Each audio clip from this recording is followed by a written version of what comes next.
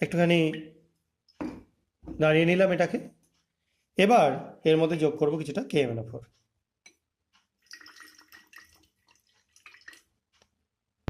দেখো, যোগ করবার কিছুক্ষণের মধ্যেই কালারটা আস্তে আস্তে ফেড হয়ে গায়েব হয়ে যাচ্ছে, দেখতে পাচ্ছেন নিশ্চয়ই, আশা করা যায়। আরও কিছুটা FeSO4 আমি এখানে যোগ করে দিচ্ছি। আবার আমরা যোগ করে দিচ্ছি কিছুটা KMnO4। দেখো, যোগ করার সঙ্গে সঙ্গেই কালার গায়েব, ভ্যানিশ। আবার কিছুটা যোগ করছি। আবার এর মধ্যে কিছুটা FeSO4 যোগ করছি।